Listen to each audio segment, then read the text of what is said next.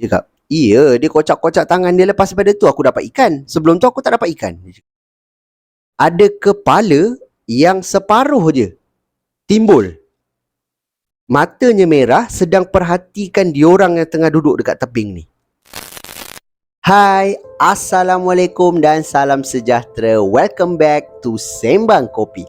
So guys, seperti biasa, sebelum aku memulakan kisah seram kita pada video kali ni, aku ingin mengucapkan ribuan terima kasih kepada korang semua yang dah pun subscribe dan support channel aku ni. Yang mana korang yang baru je sampai ke Sembang Kopi pun, aku ucapkan selamat datang. Aku doakan korang semua yang menonton video ni dipermudahkan segala urusan korang semua dan dimurahkan rezeki yang barokah.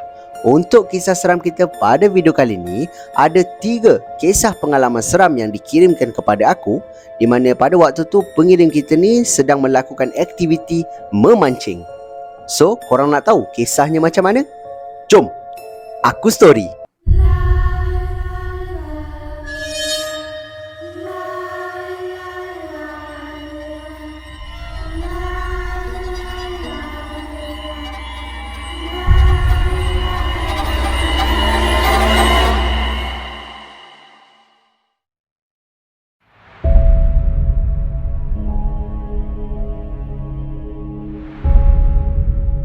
Okey, untuk kisah seram kita yang pertama ni dikongsikan oleh pengirim kita yang bernama Encik Hafifi. Di mana Encik Hafifi ni bagi tahu yang pada waktu tu dia ni sedang memancing di satu sungai, di satu kawasan di Bukit Canggang di Banting, Selangor. Dan Encik Hafifi ni juga bagi tahu yang pada waktu tu dia ni sedang memancing bersama dengan kawan-kawan dia seramai 3 orang. So termasuk dia ada 4 orang lah. So dia mancing daripada pukul 2.30 petang sampailah ke malam. And then Cik Afin kata pada waktu dia sampai apa semua, dia siapkan joran dia apa semua, daripada pukul 2.30 tu sampailah jam waktu tu menunjukkan pukul 8 malam, tak ada ikan. Dia orang tak dapat seekor pun ikan. Lepas tu Cik Afif ni macam, alah pot ni tak baik lah rasanya kan. Sebab daripada pukul 2.30 kot, 2.30 sampai pukul 8 malam tak ada ikan. And then Cik Afif ni kata, okey lah, aku nak pergi sana sikit lah. Ada satu kawasan kan, dekat dengan kawasan dia orang enggak. Mungkin kawasan tak ada ikan kot, Cik Afifi cakap. Tapi kawan-kawan dia ni pula waktu tu umpan dah ada dalam air, jadi dia malas lah nak tarik lah apa, nak alih apa semua kan. So Cik Afifi ni seorang je lah waktu tu. Dia angkat joran dia, dia kata, siapa nak ikut? Jom lah kita pindah belah sana sikit kan. Tak apalah, kau pergilah Fi, kita orang semua kat sini je kan. Okey. Dia pun bawa joran dia apa semua, lampu apa semua, pergi ke satu kawasan jauh sikit daripada kawan-kawan dia. Tapi masih lagi boleh nampak lampu-lampu yang kawan-kawan dia pasang ni, masih lagi boleh nampak lah. Jadi dia pun pasang lampu apa semua, dia pasang umpan, dia pun baling. Dan dalam tengah dia tunggu nak dapat ikan ni, dia disapa oleh seseorang daripada arah belakang. And then ataupun ditegur lah oleh seseorang dari arah belakang yang bertanya kepada dia, banyak dapat ikan? Cakap macam tu. Terkejut Encik Hafifi waktu tu, terkejut. Siapa yang tegur dia? Dia pun pusing belakang, ada satu pakcik. Nak kata tua sangat tidak, Cik Afifi kata, tapi dalam lingkungan 40-50-an macam tu. Dia pun duduk dekat sebelah ataupun pergi berdekatan dengan Cik Afifi ni. Dia bertanya, macam banyak dapat ikan? Dia cakap tu kan. Cik Afifi waktu tu nak tanya pakcik tu, pakcik ni datang daripada mana? Tapi dia tak tanyalah, cuma dia kata, dia jawab balik soalan pakcik tu. Tak adalah pakcik, daripada pukul 2 lebih petang tadi dia duduk sini, tak dapat ikan pun, dia cakap kan. And then pakcik ni pun cakap, pelik, selalu kawasan ni banyak orang mancing, banyak je ikan dapat. Dia cakap macam tu kan. So Encik Afif cakap, tak tahulah cik, mungkin hari ni tak ada rezeki agaknya. Dia cakap macam tu kan. Dia pun duduk dengan Cik Afif ni sekejap, bual-bual kosong. Orang bual-bual apa, Cik Afif kata lepas daripada tu jam dah menunjukkan pukul 9 macam tu, pakcik ni tiba-tiba bangun. Lepas tu dia pun cakap, kesian kau, daripada tadi tak dapat ikan dia cakap macam tu. Itulah, kita duduk bual kat sini pun tak dapat ikan juga kan. Daripada tadi saya dekat sana. Dia tunjuk kawan-kawan dia kan, yang dekat sebelah sana. Oh tu kawan-kawan kau tu? Tu kawan-kawan saya, dia kata. Oh, okey lah, tak apalah. Pakcik tu pun turun, pergi ke arah tebing sungai tu. Dia turun ke arah air tu. Lepas tu dia masukkan tangan dia kat dalam air. So Encik Afif ni tengok je, apa yang pakcik ni nak buat? Dia kata kan, nak terjun dalam sungai ke pakcik? Dia tengok pakcik tu kocak air dia tu kan. Lepas tu dia keluarkan tangan dia renjis. Lepas tu dia pun pergi ke arah Encik Afifi, and then dia kata, okeylah, pakcik beransur dululah, dia cakap macam tu kan. Baiklah pakcik, baiklah. Harap-harap kau dapat ikan lah ya, dia cakap macam tu. Pakcik ni pun belah macam tu je, hilang lah, tak nampak lah dia pergi ke mana. So Encik Afifi ni pun sambung lah mancing kan. Dia tengah tunggu ikan ni, selang daripada tu naik satu ikan. Lepas tu letak balik ikan tu dekat dalam baldi, baling lagi. Dapat lagi. Selang daripada tu dapat lagi. Sampai kan, kalau ikutkan Encik Afifi kata waktu tu dia tengah mancing tu, dapat adalah dekat 20 ekor dekat dalam baldi tu. And then ikan apa dia tak bagi tahulah pula. Cuma Encik Afifi ni kata banyak ikan lah dia dapat time tu. Ada 20 ekor kan dalam baldi tu. Sampailah kawan-kawan yang 3 orang tadi ni datang dekat Encik Afifi ni. Cakap, daripada tadi kita mancing tak ada ikan ada kat sini. Dia cakap kan, jomlah kita balik. Lepas tu salah seorang daripada kawan Cik Afifi ni tengok ke arah baldi yang Cik Afifi bawa. Banyak kau dapat, dia cakap macam tu kan. Kita orang daripada tadi tak dapat seekor pun, kau boleh dapat banyak macam ni. Lepas tu Cik Afifi ni bercakap, mungkin kawasan ni kot, pot ni macam best lah, sekejap naik, dia cakap macam tu kan. So kawan-kawan ni pun pasang umpan, baling masuk dekat dalam air kan. Baling. Tengah-tengah duk tunggu ikan, Encik Afifi ni kejap naik kan. Kawan-kawan dia pelik, kenapa kau seorang je yang dapat ni? Kita orang tak dapat ni, dia cakap macam tu kan. So Encik Afifi ni kata, tak tahu, rezeki kot, dia cakap macam tu. Memang banyak Encik Afifi ni kata waktu. Sampailah dekat pukul 10, kawan-kawan Encik Afifi ni agaknya dah rasa macam bedap lah, dah aku malas lah, jom kita balik lah, dia cakap tu kan. Encik Afifi ni pun okey lah. Dia angkat joran dia apa semua, bawa ikan tu masuk dekat dalam bonet dia. Dia masuk dekat dalam tong dia kan, ada tong dia tu, masuk dekat dalam bonet, and then masuk dalam kereta. Masuk je dalam kereta, dia orang pun bergerak balik lah. Dia orang naik satu kereta. Jadi dalam perjalanan tu, Encik Afifi ni, kawan-kawan Encik Afifi ni berbual dengan Encik Afifi ni. Gila hari ni, lebih kurang daripada pukul 2 lebih kita mancing sampai malam, tak ada seekor pun dapat, dia kata macam tu. Macam mana kau boleh dapat banyak ni, dia cakap macam tu. And then Encik Afifi ni pun buka lah cerita pasal pakcik tadi tu. So dia cerita, kau biar betul. Ya, mana pakcik tu? Mana aku tahu, dia singgah sekejap je, dia berbual dengan aku, lepas tu dia gerak, dia cakap macam tu. Heran, yang dia orang bertiga ni macam pandang sama sendiri. Ya ke, betul ke Fi? Dia cakap, iya, dia kocak-kocak tangan dia, lepas daripada tu aku dapat ikan, sebelum tu aku tak dapat ikan. Okeylah. Encik Afifi pun matikan air je. Dia pun jalan. Encik Afifi ni hantar seorang kawan dia balik kan. So lepas dia dah hantar kawan-kawan dia semua balik, Encik Afifi pun bergeraklah balik ke rumah. And then bila sampai je kat kawasan rumah, dia pun turunkan barang-barang, joran semua kan, bawa masuk dalam rumah. Waktu tu anak dengan isteri Encik Afifi dah tidur. Jadi dia bawa dia punya joran apa semua, simpan. Tong ikan tu pula dia bawa pergi ke dapur. Bawa ke dapur, dia pun buka tong ikan tu, nak keluarkanlah ikan tu kan. Tak ada apa-apa pun dekat dalam tong tu. Hanya ada air je dekat dalam tong tu. Satu ikan pun tak ada. Dan Encik Afifi ni pelik. Sudah tumpah ke? Dia cakap macam tu. Dia pun pergi dekat kereta dia, dia buka bonet, dia pun tengok. Tak ada pula tumpah. Tak ada air tumpah ke, ikan berselerak dalam tu ke. Tapi kalau ada ikan jatuh berselerak pun, dah tentu-tentu Encik Afifi ni nampak waktu dia nak keluarkan. Tapi tak ada. Benda tu tak ada. And then dia pun masuk balik, pergi dekat tong tu, dia tengok, betul lah, air je. Maknanya air kosong, air sungai tu kan. Tapi ikan tak ada, seekor pun tak ada. Selang daripada tu, keesokan harinya dia jumpa dengan kawan-kawan dia balik. Dia pun cerita dengan kawan-kawan dia bercakap, ya Allah, apa agaknya yang kau dapat malam tu, dia cakap kan. Sebab kawan-kawan Cik Afifi ni pun nampak juga Cik Afifi kejap tarik kan. Tapi bila balik, tak ada ikan tu. So menjadi tanda tanya kepada Encik Afifi ni sebenarnya, siapa pakcik tu? Satu.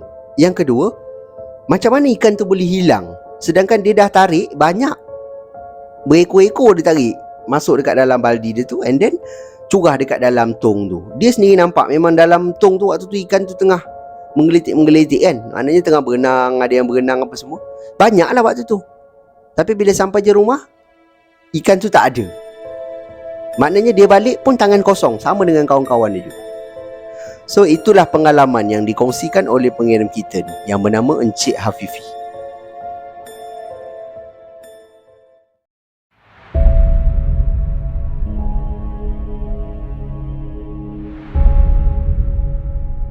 Okey, untuk kisah seram kita yang kedua ni pula ada kelainan sikit sebab ianya berlaku bukan di kawasan Semenanjung. Ianya dikongsikan oleh pengirim kita yang bernama Encik Badri yang tinggal di satu kawasan di negeri Sarawak. So Encik Badri ni kata pada waktu tu dia ni sebenarnya sedang memancing dengan kawan-kawan dia dekat satu sungai yang bernama Sungai Kerian. So aku pun tak tahu sungai dia bentuk macam mana, besar ke kecil ke. Jadi kalau korang yang mana tinggal di kawasan Sarawak yang tahu tentang sungai ni, korang boleh tinggalkan di ruangan komen dekat bawah. So Encik Badri ni kata dia ni sebenarnya waktu tu remaja, dalam umur dalam 17 macam tu. So Encik Badri ni bawa joran dia kan, mancing lah dekat sungai tu. Tak dapat ikan pun. And then satu lagi Encik Badri kata ada kawan-kawan dia yang bawa motor lepak dekat tepi jalan. Dia orang sebenarnya lebih kepada nak melepak je, bukannya main mancing sangat pun. Jadi Encik Badri ni kata dia mancing kan. Lepas tu dia lepak dengan kawan dia pula. Lepas tu dia turun lagi, dia mancing lagi. Dia mancing tu daripada pukul 4 lebih macam tu sampailah nak dekat pukul 6 lebih. 6 lebih ni kalau di Sarawak diceritakan oleh Encik Badri dah mula nak gelap. Macam kita di Semenanjung pukul 7 lebih baru nak gelap kan. Diorang awal sikit, mana pukul 6 lebih baru nak gelap. Jadi Encik Badri kata dah okey, dah dekat maghrib kan ni kan. Jomlah naik. Dia orang pun naik pergi ke arah kawan-kawan Encik Badri ni. And then ada yang beberapa orang yang dah pun balik. Jadi yang tinggal kat kawasan tu hanya lebih kurang dalam 4 ke 5 orang macam tu. Jadi Encik Badri ni kata dia dah kemas barang dia apa semua, naik ke atas motor. Bual atas motor pula. Bukan terus balik, dia orang pun berbual lagi kat atas motor. Sampailah jam waktu tu dah dekat pukul 7 macam tu. Maknanya dah pukul 7 lah mungkin. Jadi hari dah mula gelap. Jadi Encik Badri dengan kawan-kawan dia tengah syok berbual ni, tiba-tiba dia terperasan salah seorang kawan dia macam perhatikan satu kawasan dekat seberang sungai tu. Jadi Encik Badri kata, kau tengok apa? Kau nampak tak apa yang aku nampak? Aku nampak macam ada perempuan dekat sana. Dia cakap macam tu. Dan Encik Badri pun tengok bila amati sebab kawasan tu gelap. Jadi bila amati lama-lama kan, lah ada perempuan berjalan dekat kawasan tepi sungai lah. Maknanya atas. Dia bukan di bahagian tebing, dekat atas kan. Dia berjalan macam tu. And then kawan-kawan dia yang lain pun, kawan-kawan Encik Badri yang lain pun nampak. Apa perempuan ni buat sorang-sorang malam-malam macam ni kan? Dah gelap lah ni. Cakap macam tu kan. Tak tahu. Encik Badri pun perhati je perempuan tu. Perempuan tu jalan, tiba-tiba perempuan tu macam turun tau, pelan-pelan ke arah tebing sungai. And then dia terjun masuk ke dalam sungai. Pada waktu tu Cik Badri dengan kawan dia lagi yang 4 orang ni turun lari pergi dekat tepi sungai tu, sebab nak tengok mana perempuan tu kan. Takut perempuan tu bunuh diri ke apa kan. So dia pun tengok, mana tak ada pun nampak macam kocak-kocak air, orang lemas ke tak ada. Macam hilang je. Dia masuk dalam air tu, macam hilang. So Encik Badri ni dia keluarkan handphone dia waktu tu. Dia pun buka lah torchlight yang ada dekat lampu. Dia pun suluh dekat area sungai tu, sebab sungai tu dah gelap. Jadi dia pun suluh. Mana perempuan tadi dia cakap macam tu. Kawan-kawan dia pun cakap, tak ada lah. Dekat belah-belah sana ke? Sebab sungai tu mengalir kan. Jadi diorang pun tengok dekat belah-belah sana. Diorang cari beberapa orang, tak ada. Jadi diorang pun berkumpul lah balik dekat kawasan Encik Badri. Tak ada lari, dia cakap. Lah mana perempuan tu pergi Dia tengah suluh-suluh ni, tiba-tiba Encik Badri ni terberhenti suluh dekat dengan tebing kawasan dia orang tengah berdiri ni. Dan yang membuatkan Encik Badri ni terberhenti sebab dia nampak ada kepala yang separuh je timbul.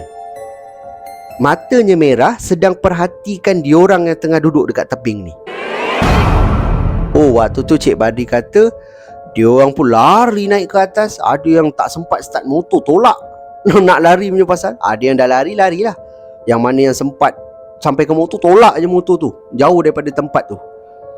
Dan Cik Badri kata kisah ni pun habis kat sini. Selang daripada tu, diorang berlima ni demam. Semua demam sebabkan gangguan tu. Dan Cik Badri kata inilah salah satu pengalaman seram yang dilalui, yang dia sendiri tak dapat lupakan sampai sekarang. Dia kata sebab waktu tu dia pun tengah remaja kan. Sekarang ni dia dah dewasa lah. Cuma dia kata itulah pengalaman yang dia kata dia takkan lupakan lah. Sebab berlaku betul-betul depan mata dia. Dia waktu tu dekat dengan tebing sungai tu, yang kawan-kawan dia macam ke atas sikit. And then dia lah betul-betul nampak. Dan dia nampak tu, dia terus lari. Dan itulah pengalaman yang dikirimkan oleh pengirim kita, iaitu Encik Badri.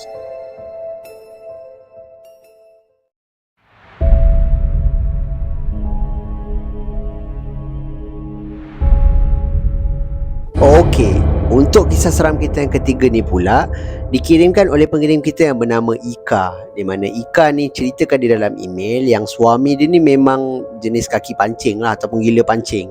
Di mana kalau suami dia keluar mancing malam, pagi baru dia balik. Kalau dia pergi mancing pagi, malam baru dia balik. Macam tu lah.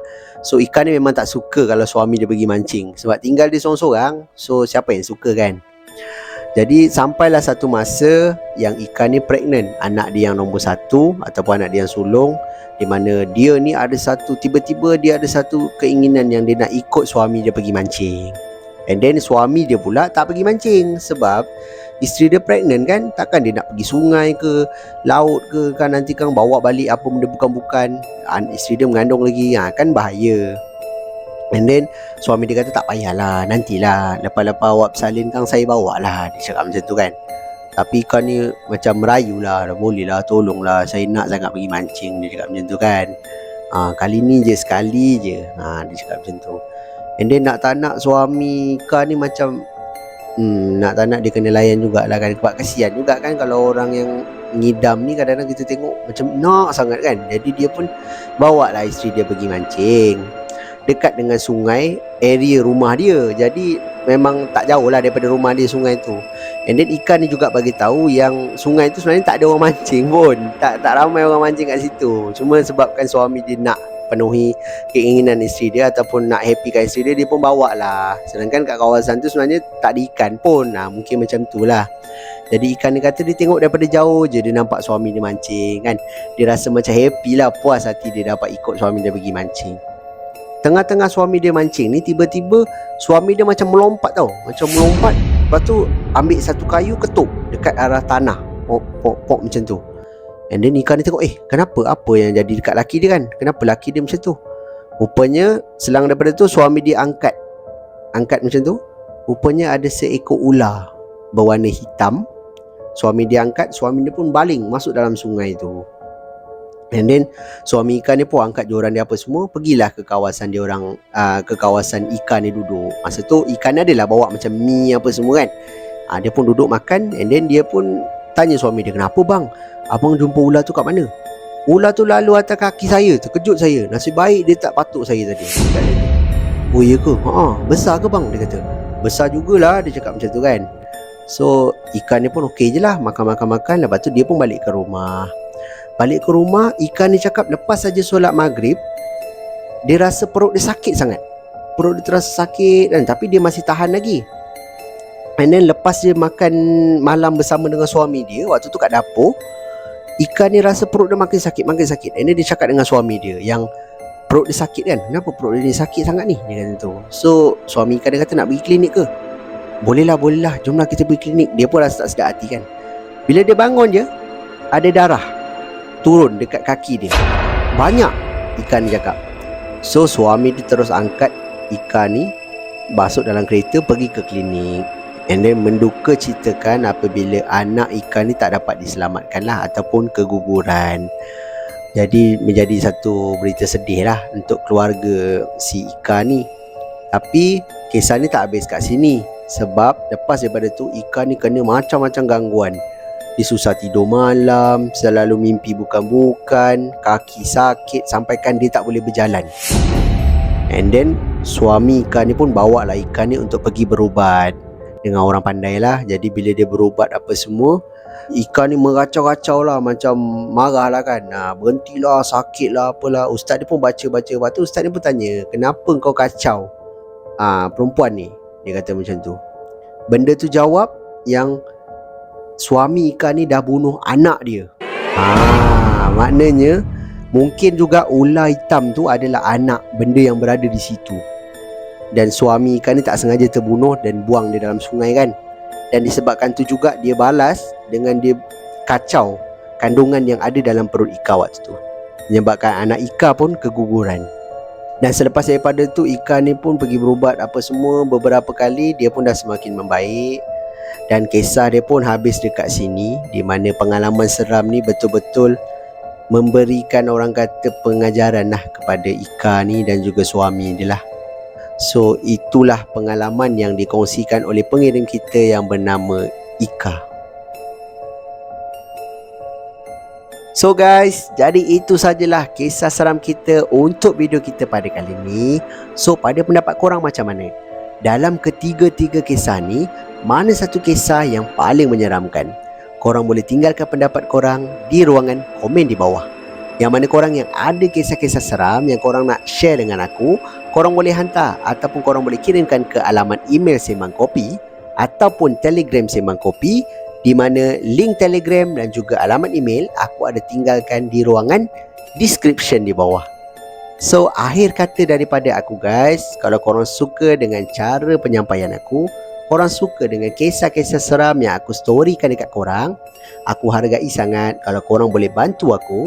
Korang boleh bantu channel aku dengan tekan butang like, butang subscribe dan butang loceng supaya korang takkan terlepas apa-apa video yang aku akan update lagi lepas ni. So guys, itu saja daripada aku. Kita jumpa lagi di video yang akan datang. Assalamualaikum. See ya.